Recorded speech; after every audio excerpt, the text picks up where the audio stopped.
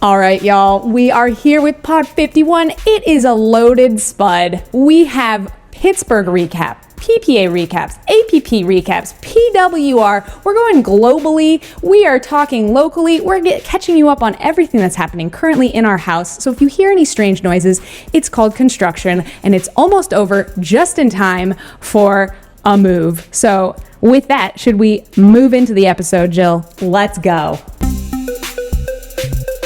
You're tuned in now to This Pickleball Life. I'm K-Dubs and Jilly is my wife. She's the pro and I've got the filler. She's sweet to me, but on the court she's a killer. Unadulterated and efficiently bringing you the best and worst things in PB. Tell your friends and stay for another. And no one loves us more than your mother. One thing's for sure, one hit and you're addicted. Grab a pile, grab a court, don't resist it. So click subscribe, let's go, let's get cracking. Things on gun, let's go, let's get laughing. This Pickleball Life. It's Pod 51, and we have been on the run. All right, you guys, we have a loaded and very funny pod for you today. Kristen this morning said to me, Jill, let's try and do it in 40 minutes. And I said, sit down, Kristen. It's going to be a doozy. We've got a fully loaded spud. Let's go.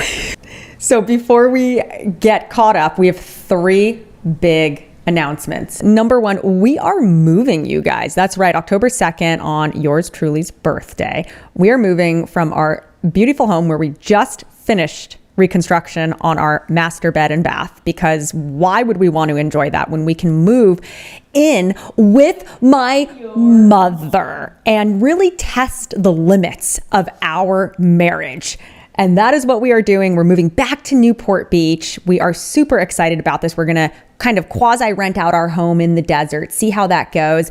And I'm going to train in Newport Beach. I've been invited to join TTC, the Tennis and Pickleball Club of Newport Beach, led by Sean Baltieri. I'm so excited, not just to train there, you guys, but we're going to be running Jilly fantasy camps. That's right. If you have wanted to come see me and your girl K-Dubs, but you haven't been able to join us in Mexico, we have Jilly 4-person maximum fantasy camps in gorgeous Newport Beach. And you can go to jillybpickleball.com/camps to apply to learn more. Really excited about that. More details to come for sure, but I'm super stoked. I mean, an all-intensive 4-person camp. I mean, that's just such a rare opportunity to really level up your game. Time. I mean, every person that meets Jill on a pickleball court is like, how come nobody has told me this before? If you want, what is it going to be, 2 days, 3 days? It'll be of that mind-blowing experience. Keep on the lookout. These are super customized, right? Because they're so small, we can do 2-day or 3-day. It gives you access to the grounds at TTC, so you can play open play. You can play all day long, all night long. The courts are lit there. You can join the ladders there. So it's not just come see me. It's also come be a part of beautiful TTC. And then the third big announcement is we are doing an LGBTQ ladies only. Is it LGBTQ or is it just L? I guess it's just L. That's funny. That's funny. Camp, retreat, escape at this magical 10-acre private home that has, you guys, a private lake. That's right. Desert Ridge Estates in Palm Desert, California has a private lake where you can go paddleboarding. It has 4 private pickleball courts, and the home itself is just absolutely stunning. It's really quiet, really tranquil, really awesome, and you can swim in the lake. This place it's natural is water. Nuts. I'll throw in a little bit of the aerial shots from the location, but it is like everything you could possibly imagine set to 12. And we're gonna do a karaoke night, a DJ dance night. It's all inclusive. It's gonna be amazing. We're gonna have chefs, and you can learn more. It's only 12 people. So go to jillybpickleball.com/camps and you can apply to learn more. We're going to do it in March or April. So we're still finalizing the date. Remember, it's just / not /. Oh my God, every time, Jill. You're overcomplicating it. But I think when people hear / they just pretend you said /. Hopefully. Hashtag use the /. Hashtag JillyB Google query. All right, so let's get caught up. We went to Pittsburg. And Kristen, apparently it's our favorite city in the world. Only sunny in Pittsburg when we go to Pittsburgh. Did you know this?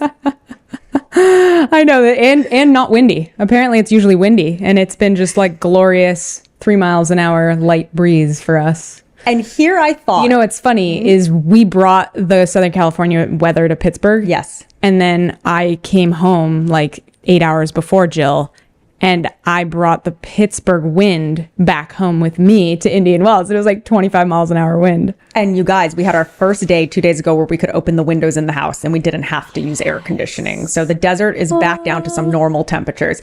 So we went to the Gamma Classic in Pittsburgh, this total celebration of pickleball in Pittsburgh. And you guys, I thought I was going to have my first enjoyable, like, relaxed tournament experience because I wasn't playing. But Kristen, right, was like, hey, it's been a year and a half since my last tournament, my knee surgery. I'm going to play mixed doubles and singles. So Kristen and I had some words, and we don't fight a lot. And I was like, hey, I'm still getting bills for your knee surgery from a year and a half ago. Please don't play singles. And your I response said, was, Jill, I think you underestimate my capacity for jogging lightly towards the net, watching a ball pass my head. Oh, I was out. Oh, it was in. That's singles to me. I'm not going to be Jilly B diving, getting wrong-footed, diving on the court, just forward, back, chasing lobs down. If you hit a good passing shot, I'm going to clap and move on. So Kristen has named this, you guys, Lazy Girl Singles. Yeah. And she wants me to start playing Lazy Girl Singles. She thinks I'll play better. Lazy girl doubles too, just lazier. It's so ironic in pickleball, and we hit this time and time again. And even one of the videos that we're about to drop that we filmed in Pittsburgh, where you're giving like fake advice on a customer service call, it's like the footwork, but also the not footwork. Like the key to footwork is moving and then stopping. If you move a ton, you still are not going to hit good golf shots, good pickleball shots. It's the moving and the stopping. The stopping is the key. So, sometimes just not moving is the biggest key to footwork. No, like you said, we should do a whole Dear Jilly Be on movement. You got to move to stop. Yeah. And most people watch, realize they're late, and then run through their shot. So you got to go early, stop. Yeah. And that was one of the most game-changing pieces of advice you gave while I was playing singles, is that, like, don't forget when they make contact, you need to stop moving. Literally, yesterday I was training, and my friend Kyron is working on like a Kwang Duong style serve, and he just ripped this serve, and I was coming in, and then he was driving, and I was missing my fourth, which is really rare, and I realized I was running through it anxious to get to the line. But if you just stop even 5 feet short of the kitchen, you can get any ball back. So it's like I'm even constantly reminding myself how important the split step is in pickleball. No, absolutely. So Kristen plays singles and plays 7 matches in one day. She wasn't even sore the next day, which really goes to prove how lazy she is capable of being on a court. Correct. Which is amazing. Yeah. And she was like, are you sore? I'm like, no. It was my first event since May of last year, before my surgery in July. So it was kind of a momentous occasion, and it was nice to be able to do it at Gamma headquarters. And, Jill kind of had a, agreement that I would stop playing tournaments while she was playing tournaments because it's like too distracting for the both of us, and we both want to really be there for each other. So it was nice to see that little payback. Yeah, it was definitely payback because not that you don't always, give a lot of your time to me in many ways, but being at tournaments, I mean, I do love playing pickleball tournaments, so it was fun to. Well, you guys, Kristen won a bronze medal in her first 3-5 singles, her first singles tournament ever in the 3-5 division. And I ripped that thing off of her neck the second she got it on. And I was like, this is mine. I'm taking it home. This is my most coveted medal ever. The stress I've had today watching you play singles. Watching is so much worse. Do you guys agree? How much worse is watching a loved one play a sport than actually being in the situation yourself? Oh my God, it's driven people mad. And I think I eat so much more when I'm watching. I'm like, I was starving. I slept a lot. Like I was consuming something. I was like, I should have this attitude when I play. Eat more and sleep better. There you go. Yeah. But yeah, I don't know how in depth you wanted to go on the KW tournament experience, but I felt like there were some really good nuggets that people could take from what you told me. Kristen's like, let's do a 40-minute pod, but it'll just be 40 minutes on my 3-5 medal in singles and my 4-0 mixed medal. I am the bell curve. Let's be honest. Go for it, Kristen. Let's be honest. Floor is yours. Floor is lava. Yeah. So the day before the singles, we did a really good drill where you were like, you think you need to hit it fast, but the key to a good passing shot is aim slow and on the lines. Mo. And so in order to get my brain in that mode for my third passing shots, I was really consciously trying to slow everything down on my serve too. So I was bored. I was so boring. I'm trying to. Jill was like, "Let me just doom scroll on TikTok before I need to answer this next question." I'm accepting a collab from Gamma. Tweener ATP, but it's not about me. Sorry, keep going. Yeah. Actually, this was right after we filmed the Tweener ATP. You gave me this life-changing pre-singles lesson, and so in order to get my mode of slow rolling passing shots that dip and hit the line or hit my spot and really connecting to my target, I was also trying to do the same thing with my serve. And I think it's also worth mentioning in doubles or singles that if you feel like you are trying to get your serves deeper by hitting it harder, try instead to hit higher and more topspin. I think that's one of the biggest keys to hitting the ball deeper is like, don't try so hard.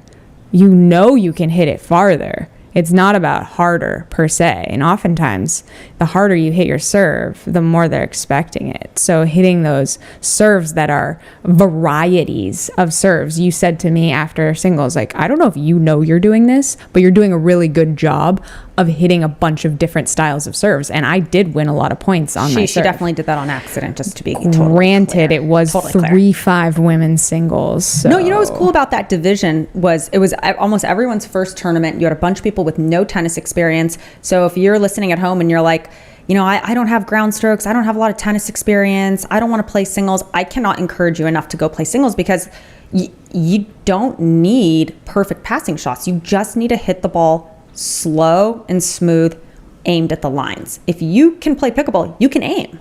Right. No, totally. It's totally achievable. And I really enjoyed it. My reason for playing singles was multifaceted. Number one, they were setting me up with partners. And I was like, if you find me a doubles partner for women's, I'll do that. But I'm morbidly curious how good or bad I am at singles or would be. I'm morbidly curious, like, is this something I would enjoy? Because it seemed like such a hoot when I played a Dream Breaker. I was like, I think I love singles, but I don't know if I just love 4 points at a time singles. So morbid curiosity, they didn't find me a women's partner. And I finally do have a new knee. Oh, a new knee and a duper. You'll get a duper. And I was so sick of seeing NR next to my singles duper. So I just needed it any number. 2.7, I'll take it. I have one more very funny story about Kristen's singles match. And just a reminder, if you're watching on YouTube or anywhere, you can just like fast forward to certain chapters if you don't want to hear any more about also 3-5 singles. My favorite YouTube hack is hit that little settings and crank us up to 1.25x. You won't even notice the difference, and you're just gaining back a quarter of your time. True. And Spotify, you can do it too. So Kristen ends up playing a very tough opponent, and this woman ends up actually getting second. And they switch at 8 in a game to 15. Kristen comes over to get some advice because you can coach on the switch. And I say, Kristen, you are hitting every single ball to this woman's forehand. Favor her backhand. Her backhand's weaker. So she goes from the timeout, hits the serve to the woman's forehand, hits the third to the woman's forehand, and then tries to pass the woman on the woman's forehand. And I mumble under my breath, that's not her backhand. Kristen looks at me with the biggest smile on her face and goes, oh, I didn't realize she was left-handed, Jill. So that's what I went through. Full reality. You guys. Has that not happened to everyone at some point in their 3-5 pickleball career? No, drop in the comments if this has happened to you. If you're a 3-5 and you have never played an opponent and not realized they were lefty until 8 points in. Some other aspects of the Gamma Pittsburg Classic that were super cool. It was a low-waste, eco-friendly event, and the women were there who are the Pickle project. So really making a push to recycle old, worn out, and cracked pickleballs. We did some funny content. Oh, good. Yeah, I love that. Anything recycling, I'm all over. So if you want to learn more about their project or how you can incorporate it in your local community, you can go to the repickleproject.com. Totally. And we also had the microbreweries. There was a beer garden. There's actually a Gamma beer that has the cool. Gamma logo on it. It's a golden ale, I believe. They did a collab. Mm-hmm. So they're fun. not brewing their own beer, just to be clear. To be clear, yeah. A microbrewery has agreed to place a Gamma logo on the beer. P.S. If you missed the video of Kristen impersonating famous celebrities, do not miss it. We're actually going to Part 2 is coming soon. We're actually going to insert the audio here for your listening enjoyment, and drop in the comments or email us who she should impersonate next. So here's the video. Y'all up for another game? Because this sport's more fun than watching bees fly around in a field of sunflowers. All right, all right, all right. You guys, I'm so excited you finally invited me to play pickleball. I'm so touched just to be included. Whoopsie daisy. I didn't mean to hit you in the lower abdominal region. I'm just a pickler standing in front of another pickler, hoping you'll forgive me. My name's Saoirse, like inertia. Wait till you see the inertia on my next shot. Just like the next ball I'm gonna hit at your face. Kala-hoo-hoo! Scrabadoosh! What'd you say they call that shot over there with the thingy and the jumpy, the Ernie? Oh, well, it's a sin now. So, my favorite, can you guess, of that collection? Matthew McConaughey. Well, Matt McConaughey is just like such a low-hanging fruit, but... Oh, Saoirse. No, Adam Sandler. Oh. He's like my longtime best friend, celebrity. Like, you know, you feel like you are. You feel like you are Adam people. Sandler? Is that what you're trying to say? Yeah. Cool. I've been impersonating Adam Sandler since I was like 12.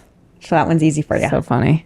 I love it. So random. I forgot to mention, I reviewed the Gamma Foam Librarian Ball at the Gamma Classic for the very first time. The librarian has been traveling far and wide, crushing it out there. You guys, it is wild. If you have never played with a quiet ball, a foam ball, you have to check this out. Here are 3 reasons you have to check it out. Number 1, it is fast. So if you want to practice fast hands with someone, this is the ball for you. Forget the plastic ball, use the foam ball, and you can do it indoors. Number 2, if you're coming back from an injury, oh my gosh, you don't have that like plastic thwack like reverberating into your wrist, your elbow, your arm. So my favorite part about playing with it was like I was wailing on counters, wailing on drives, and nothing hurt. It literally is a marshmallow. It's a marshmallow. And number 3, it's a great topspin training aid. So if you're struggling with topspin, what's cool about the foam ball is you have to work really hard to spin it. So if you're at the baseline and you have a friend at the kitchen and you can get the librarian to spin and drop in the kitchen, then you go back to a typical plastic ball, you're gonna be like, oh my God, it's so easy to hit that plastic ball. So it's like a literal topspin trainer, if that makes sense. And it does play and bounce really true to a regular ball. Would I ever want to like play a pro tournament with it? No, I don't think it's true enough to like replace a tournament ball. But if I had to get to a court like an hour before the noise ordinance, you know, or like the way people play glow ball as like a thing, like, oh, we're gonna play a golf tournament with only 3 clubs. We're gonna play a library tournament. That could but be if like someone a fun said, exhibition hey, meet me thing. at 7 a.m., but we can't use a real ball till 8 a.m. Like the courts at Newport, I would do that for an hour and not feel like I was like hhurting my practice. Yeah, when you're warming up, it's like going through your body motions anyway. So that's such a great hack. So check it out if you want to do fast hands at home against a wall. Use code JillyB25 gammasports.com. Or if you want to play in a library over people's heads while they're reading, then that's also a great use for the ball. Yep. So yeah, I can't tell you how many times I've been in a library and I'm like, you know what this place needs? Pickleball. More dinks. That makes more total dinks. sense. Mm-hmm. You guys, today is the day. The Gamma Airbenders in 10mm and 13mm have launched. And to celebrate, I'm giving away 2 of my gamer paddles. Simply comment, I want it. I love my Gamma Airbender 13 because it helps me do this, and this. By the way, the Airbender is the only paddle where you can put weight in the throat using the Shockbuster technology and in the end caps. How cool is that? I feel like this is the most wand-like paddle I have ever played. The maneuverability is truly unparalleled. The power is absolutely not lacking. Don't miss out. Go to gammasports.com. I want it.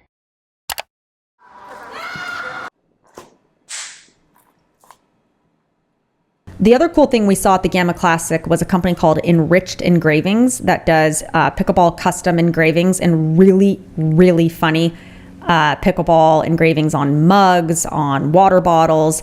There's even like cute little Taylor Swift axioms on them. So check out Enriched Engravings. What was your favorite saying? Oh, like something about there's limits on everything except pickleball and wine. Here was my favorite one. Move over, hot girl summer. It's spooky bitch season. Yes. Spooky bitch fall. What is it? Oh, no, it is season. Yeah. Hocus pocus. I need coffee to focus. Witch, please. So check out enrichedengravings.com. He's great. More than just pickleball. Yes. They got pickleball coasters, all sorts of stuff. Oh, pickleball cutting boards. Oh, yeah. Those were cute. Yeah, these are super cool. All right. So you just recorded and dropped episode 5 of the Pickleball Breakdown, but episode 4 was last week, and there were 6 questions that you talked about addressing before you approach any any opponent. And I thought those were a great starting off point for any kind of pickleball strategy. So let's talk about that. Yeah, Elise Jones taught me this actually. I didn't do this in such a focused way until I met her, where she was like, okay, you're asking me these questions. Here's how I approach it. Here are the 6 we need to nail down. And I think Scott kind of tweaked and added to them. So these are the 6 keys to aligning with your partner. Number 1, where are we returning the ball? Number 2, where are we hitting our thirds? To whom are we hitting our thirds? Number 3, who are we attacking when they're in transition? This one's really important. On the court, there's always one player who's excellent in transition, and usually the other is trash. Number 4, what's our dink pattern? Number 5, where are we attacking our first? Where are we sitting on our second? Basically, like what combination of 1-2s do we want to put together? And number 6, where are we sitting on our counters? Where are we expecting to be attacked, and how can we create that Scott Fliegelman from Boulder Pickleball shield that he always talks about, right? If the opponents have a ball on the left side player's backhand, where am I going to cover, and are you going to shield my other shoulder? So where are we sitting on our counters? Love that. I mean, we could obviously spend an hour dissecting those 6, but I just real quick, when you say where are we returning, does that mean on the court or at the person?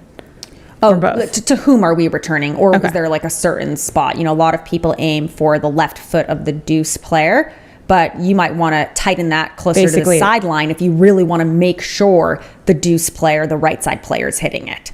So basically, whom are we returning? Return center, but slightly left of center. That's like the typical return spot. That's then it makes that left side player go, should I come over and take it? Or should I not? Or should I let them take it? And it makes the left side player go, are you coming to take it? Or should I hit it with my backhand? Yeah, and if you can hit that ball really deep, one of the hardest shots to hit, and I love my backhand, and I still think this is one of the hardest shots to hit, is a backhand drop from your back foot. Does that make sense? Yeah. So you love hitting that topspin rolling backhand. If it's short, but if it's deep, that's tough. Yeah. You got to drive that basically. Amazing. Which is another thing. Enough people do not drive the ball when it's returned really deep. I literally can't overemphasize this enough. If someone has hit a really great return to you, don't try and drop that. Like you want to do like a back foot heroic drop, just drive it and then get an easy 5th. Yeah. To me, basically, the options are like rip something where it's like a get it over the net somehow. Totally. Not like my best drive ever that's 1 inch over the tape per se, or like throw it up to make sure that, you know, you give yourself time and recovery. And then real quick, if you have never played the person you're playing against, you're basically just creating this 6 list answer in the first 3 or 4 points. This is so you're gathering the data and going, oh, okay, now I see this person's really good in transition. We should return to that person because they're more of a threat to poach. And after 4 or 5 points, you can fill in the blanks. Thank you so much for bringing this up. So if you guys are going into a match thinking, well, thanks Jilly B for those, 6 questions. We're not all playing pros on TV. Yeah, I don't know my opponents. So here's something you can do. You have 2 minutes to warm up, 2 to 5 minutes to warm up. Instead of focusing on your warm up, watch your opponents. So we used to do this in tennis all the time because in tennis, in doubles, you don't warm up with your partner, you warm up with your opponent. So the whole time I'd be warming up in tennis, I would just be watching my opponent. I wouldn't even be worried about practicing my shots. Does that make sense? Yeah. So spend those 2 minutes, working on what you want to work on, but watch your opponents, have a plan for who you think you should return to, and then adjust at the first time out. Yep. I want to thank Digital Reporter 2 for his comment on our last Pickleball Breakdown pod, which also summarized a concept you guys hear me talk about all the time, which is that the key takeaway is that simple mental shifts focusing on reliable shots over perfection can lead to a higher skill level naturally. This notion of if you want to get better, focus on reliability over perfection. A perfect example of this is the podcast we dropped yesterday on your fourth shots. A lot of people are like, well, what's a fourth shot and why is it important? The fourth shot is the first chess move of the pickleball point. It separates the pros from the good pros, the good pros from the wannabe pros, the 5-0s from the 4-5s. It is the biggest level separator in pickleball. Is the fourth shot. And if you think I am high on something right now and you don't believe me, go check out that podcast, you guys. No, it's true. One of the things you mentioned that I think is so apropos for me personally in my journey is I'll play with people sometimes that are just like, keep them back. Why aren't you keeping them back? And I'm thinking, well, obviously by default, I am trying to keep them back, but there are times where they hit a good enough shot that I have to invite them in. Have to relent. And trust that my 6th, 8th, or 10th shot will be the difference maker and that they have earned their right to approach the kitchen. And my only keep them back opportunity is going to result in a floating ball that they might take advantage of. And that is not 100%. An option I want. 100%. So let's double down on reliability over perfection. If you come to me and say, Jilly B, I want to go from 4-0 to 4-5, and I tell you that it's not about your Ernie, it's not about having a harder drive, it's literally working on your fourths, you might want to slap me in the face, but I'm right. Trust us. Yeah. No, totally. It's a great episode.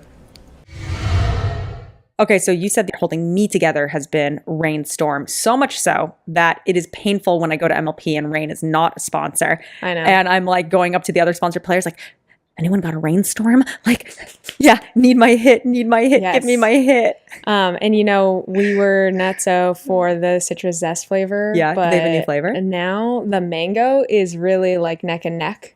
Don't forget that they are running a taste test right now. So you can go on the website. I'll put the link in the description.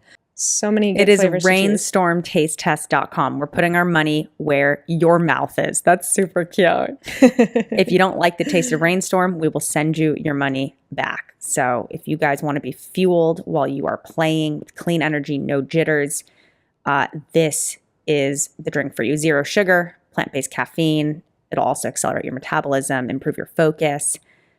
I love me some Rainstorm. Are we ready for a little APP Chicago recap? Absolutely. This was definitely one of my all-time fave venues. It's my dad's hometown. He's a Fighting Illini. I felt his first time too. Like we'd never been to Chicago for pickleball. Fun fact. Last time I was in Chicago, I was caddying for Kristen, who had qualified for the ladies KPMG golf tournament. You guys, that's like saying she qualified for Wimbledon. It's a major in golf. Well, how cool is that? Thank you, but I don't know about that. That continues with the theme of today. Stressful times I've watched Kristen in sports performances. Yeah, that was one of those moments that was so cool, and I was so honored and like, wow, I made it and I qualified and I was proud of it. And just such a very visceral reminder of how glad I am not to be a touring professional golfer, and that it was just so awful and like ruins all of the fun of golf. And I'm so glad to be done with that phase of my life. And pickleball tournaments compared to golf tournaments have almost nothing in common to me. Agreed. So like I said, one of my favorite venues, my dad's hometown. I felt his presence literally the entire time. He passed away a couple of years ago. There was rain on mixed day. We went indoors and I played with CJ Klinger.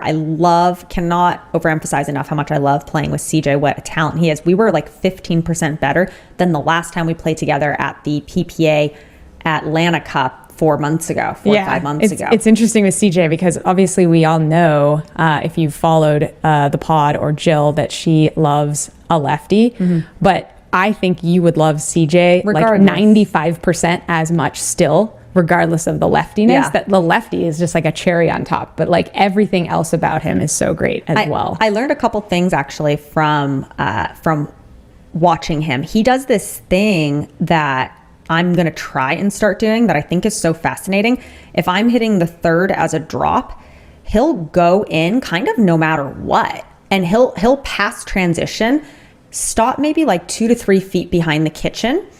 And if I hit one bad, he gets down on one knee, kind of like Daniel De La Rosa, puts his paddle up in the backhand position. So reminder, he's playing the right side. So he'll put his paddle up in the backhand position to cover middle, get down on one knee and just kind of dare the opponents to nail him. And it's incredible how often people think like, oh, CJ's in a bad position, I'm going to rip this at him. And he just resets it. He just puts his paddle out, resets it, and then all of a sudden we're in the kitchen. And we should have been dead. And so if you have good hands, dare your opponents to hit you. This is called the sitting duck. Love that. I'm such a big fan of like the ball that you get back that the opponents think is a put away. Yeah.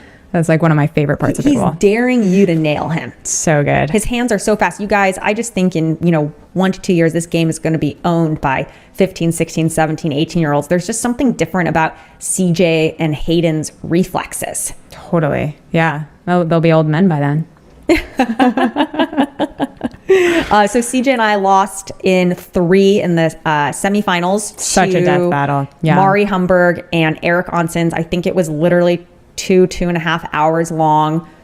Everyone who got to 8 first lost. That's really interesting. In each of the 3 games. There were big comebacks every single game. And I don't know if you remember this, but that was one of the first things you said to me in Surprise, Arizona, when we first started going to tournaments, is like, get to 8 first. The team that gets to 8 usually first wins. Like, usually can close it out. Yeah, it was the opposite in every game. So we lost 8-11 in the third. It was a total death battle. Kudos to Mari and Eric. There were so many funny aspects of that match, actually. Mari played great. Mari looks at me after and goes, that's my swan song on the right. I'm done on the right. Done. And she was so good, so solid on it. I'm so impressed with her improvement. Yeah, no, she has definitely made a mark went this on to win, and CJ and I went on to a bronze medal. And then I guess the next day the sun came out. It was super great weather, I thought, for spectating anyway. And it was my first double bronze. Megan Fudge and I also got a bronze, so we're continuing our streak of medaling together every tournament we've played in this year. And now it's just figuring out how to like play our best every time, because I feel like every time we're getting a little bit better together, but it's still not as like anywhere near as good as we can be together, which is exciting. So it's like if this is the kind of the worst we could be doing and we clean it up, I'm hopeful for the rest of the year and beyond. I know, it's kind of ironic because you won gold against arguably the best player who doesn't exist anymore on the APP, Georgia Johnson. And I think each of the tournaments you've played with Megan, it's been like different learning curve, different fun kind of like, okay, let's get this organized. And then it's going to all come together for the end of the season. She's such a great partner. I love playing with her, and I love that she can have an entire family that she's like coordinating while she herself is medaling. Like right before we went out in our semi, she was like, Lily's going into her semifinals and RJ's on court 4 in the finals. And I'm just like, dude, I can barely remember to fill up my own water bottle and eat. And you're like managing a whole family. Like, you are amazing. Totally.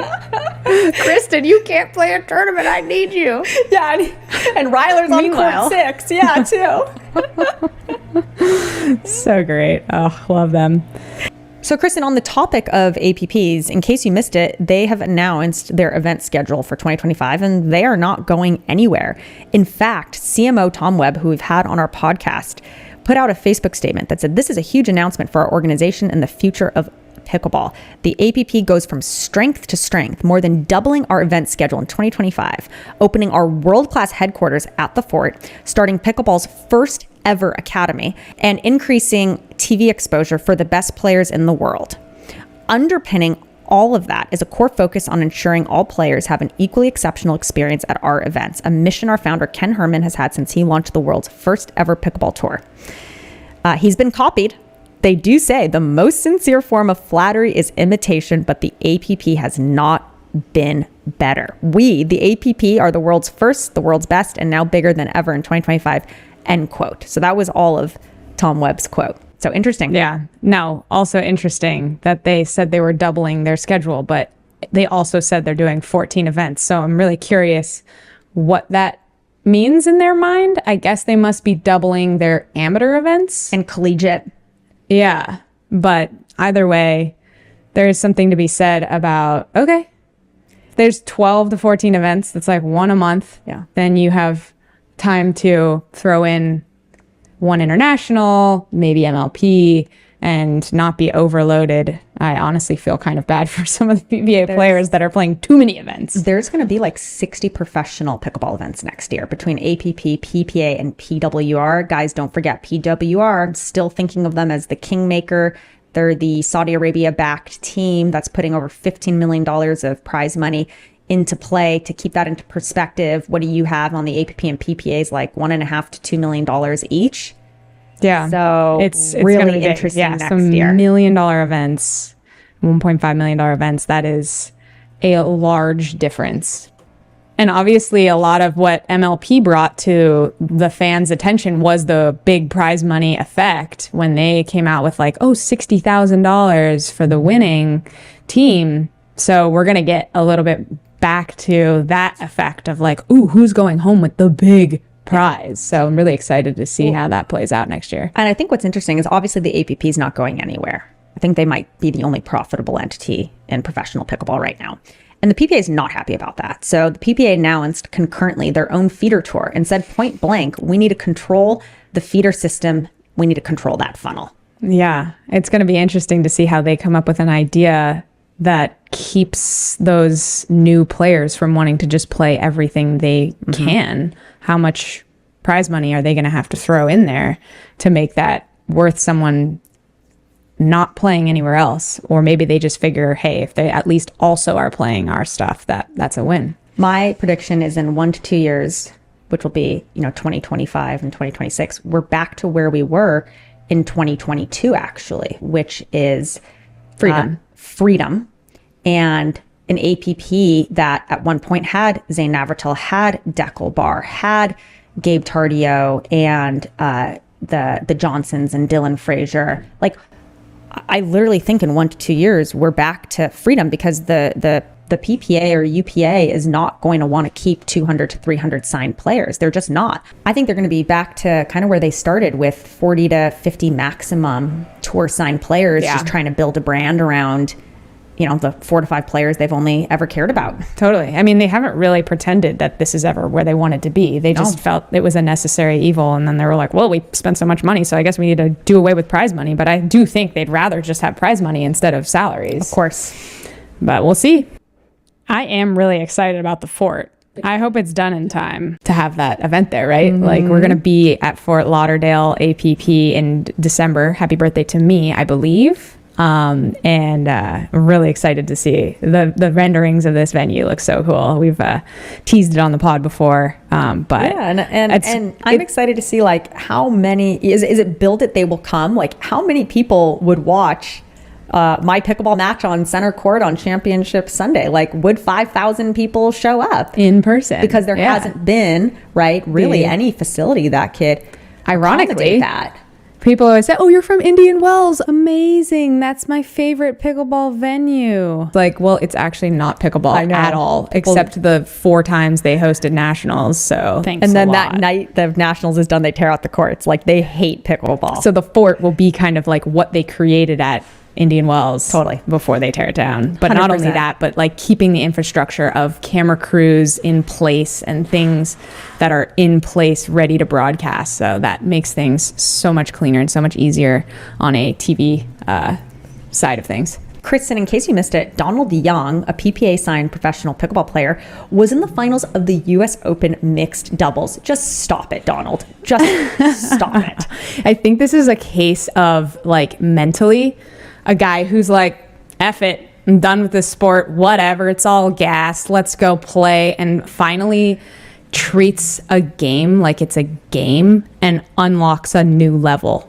Couldn't agree more. I think that is the takeaway for everyone at home. Yeah. I mean, I had it happen in reverse in golf. It was like before I took it seriously, I had my best pro tournament ever, played my entire pro career, and like never topped that first event where I was just like, I don't know, let's see how good I am.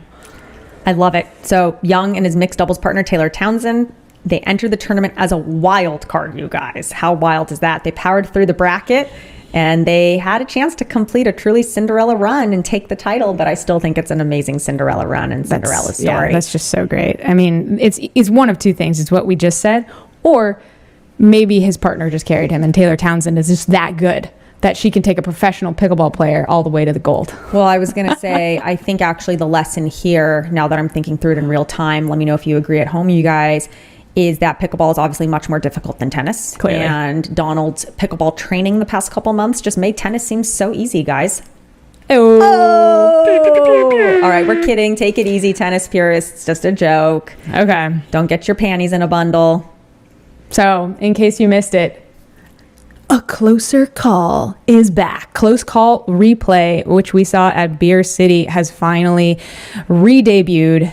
It's September. We've arrived, and we finally have 6 more high-speed cameras aimed directly at the lines, and excited to see more accurate calls because, as we all know, eyewitnesses are the worst witnesses. And this is PPA only. I wonder if they will start to work with the APP. MLP and PPA. Yes, UPA.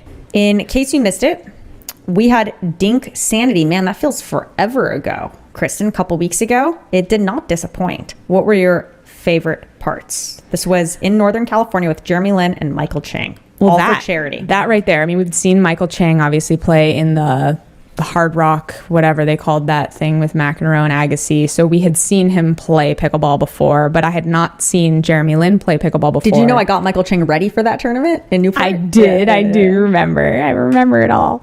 But I think that was some of the most real celebrity pickleball I've seen. They were good. Like if celebrity pickleball looked like that, I'd actually enjoy watching the pro-ams. And I also applaud like everyone on the court for doing a good job of challenging Jeremy in the ways that he was capable.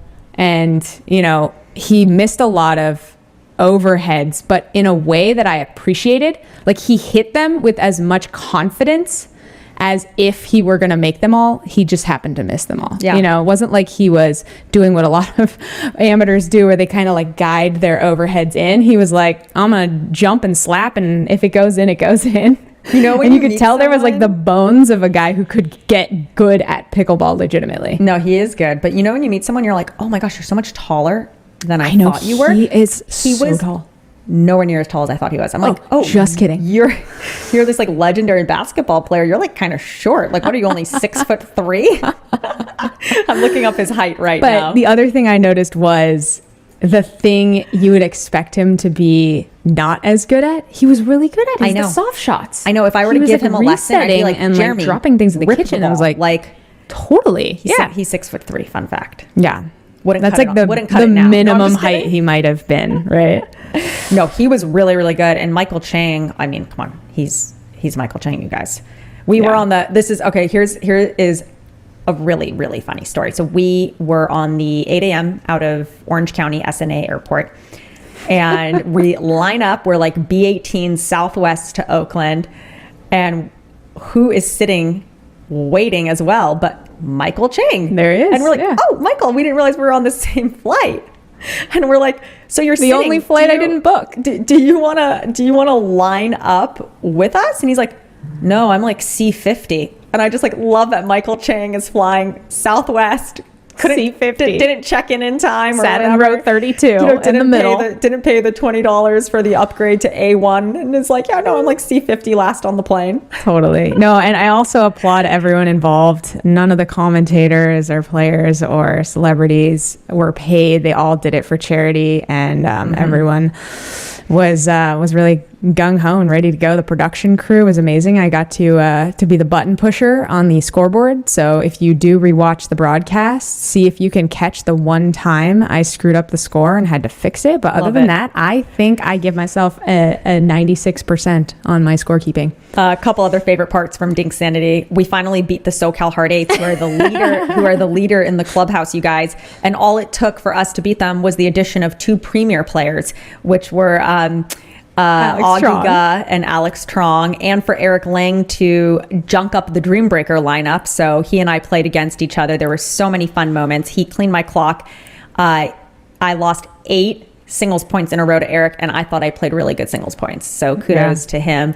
My other favorite part was hitting a tweener speed up at Michael Chang that he actually got back, and we ended up losing the point. And then Jeremy and I lost after an epic comeback against Alex Trong and Michael Chang. But man, Jeremy's got game. And I finally got to play with Augie. It was like, we'd been trying to play together all year. So and fun backstory.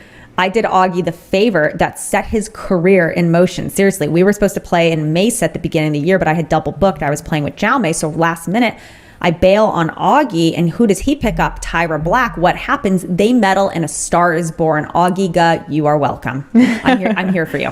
Hey, accidents made in pickleball history, right? And I loved watching Alex Trong in mixed. She is fearless. She just sped up at Eric Lang, 6'4", big guy, fast hand. She was Eric's daddy. He just sped up at her she just sped up at him over and over and over, really fearless. Slow, ton of arcs, spinning. Alex is fearless. Loved watching and so good in the Dreambreaker. Oh, Alex, singles like superstar. A singles superstar. So after the Dreambreaker, I go, Alex, have you been practicing singles? She goes, hell no. Why would I really good at it? So those are my funny backstories from DINKsanity. Yeah. She and Yana, I would say, are probably pretty similar height, right? Yeah. So you think of some singles players as like Eric Lang are just able to go wingspan, but she and Yana just move their feet really fast. They get to things that you don't expect. In the Dreambreaker, Colin Schick and Purple Jesus, which is Max Manthau, had the most insane singles I have to insert that point. It's I so have good. ever seen in my entire life. And I've seen a lot of crazy men's singles points. And I love that after we were talking about it, when the match was all over, and it's like get after get, I think you hear Jesse on the commentating saying, I think Colin just ran back and forth 7 times or 6 times. So amazing. And he goes, yeah, I think Max let me get to it. He can't take credit for it. He's like, I think he took it easy on me. And meanwhile, he's hitting heroic shot after heroic shot. I love it. Just so great.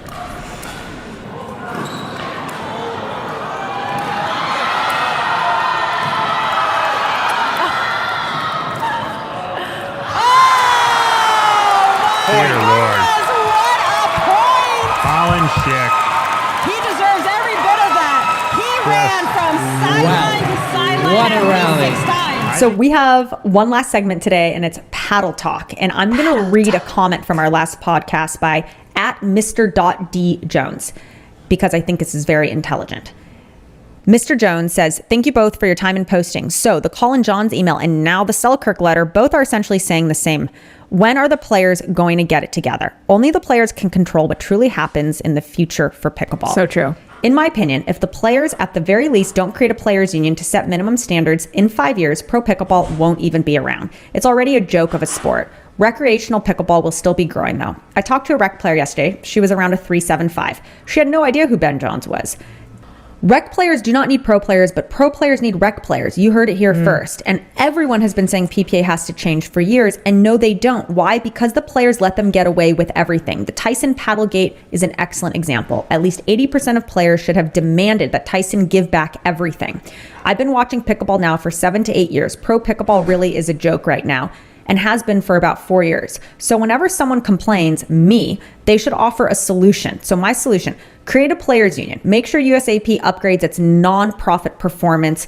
Go back to the APP when the contracts are finished and have fun again. Right now, I generally don't see the players really having fun. There's so much hate, negativity, horrible sportsmanship in the game. So that was Mr. Jones's comment. And first off, what's your take on that? Well, I do think that eventually the game will grow on both levels, the rec and the pro level, to weed out a certain attitude, I think, there will be kind of less reason for some of the weird attitude, and the program will grow to fix some of the problems of those attitudes. But I think it is also true that there are sports that are run completely independent of any need for pros to have a ton of influence. Yeah. But we live in an era of influencers. So whether that's pros or funny people who make videos on Instagram, there will always be someone pushing something. But point being that if the players can come to an agreement, they do wield more power than they are currently influencing in the sport and in the decision making of the game. So I hope that does happen. Yeah. All right, so you might be wondering, well, Jill, what did any of that have to do with paddle talk? You just read that statement with paddle talk. Maybe you didn't put that together. I did not put it together. I have a grand plan. So Mr. Jones and others, including ourselves, are always advocating for a player union. I can guess. Some type of coalescing among players. But you know who needs to coalesce? Paddle companies. Paddle companies. I know, paddle companies need to get together. What happens if paddle companies just refuse to pay this PPA $75,000 fee to have their paddles played on the PPA tour? What if it's just Yola, Proton, and maybe Gearbox? And at the end of the day, apparently Selkirk is back in the wheelhouse. All right, Selkirk's back. So at the end of the day, this fee hurts players. Here's where it goes back to the players union too. Say bye-bye to sponsoring players. They got to go pay a $75,000 fee. And is that annually? Is that a one-time cost? And then it's $5,000, or how much per paddle within that? $2,500? What was it? We always knew it's nominal fee after the main All right, thing. We'll say goodbye to sponsoring it's 70 players. grand something. But point being, you're going to just end up at golf where there are just 5 brands plus a bunch of little ones. Which is what we've said all along. If you're really into golf, like Scratch and 14 and all these little tiny brands. But pretty much everyone else is just Titleist, Cobra, Callaway, and PXG. So I think you are going to just end up at that. And there will be brands that are like, we're just happy to keep our books in the black and make a product we like, and hopefully people buy it, and that's where we'll sit. And then there will be 5 brands who are throwing millions of dollars at marketing, and that's who will be getting the PPA certifications. Agree. So we hope that you liked Pod 51. Man, have we been on the run. We want to hear from you. Drop some notes of your thoughts in the comments, or email us, you guys, thispblife@gmail.com. Do not forget to hit subscribe. And don't forget to check out the Pickleball Breakdown with Scott Crandall and myself, 30 minutes, no fuss, pickleball analysis. And if you're interested in those camps, head to jillybpickleball.com/camps, not /. Look, you can teach an old kitty cat new kitty cat tricks, Kristen.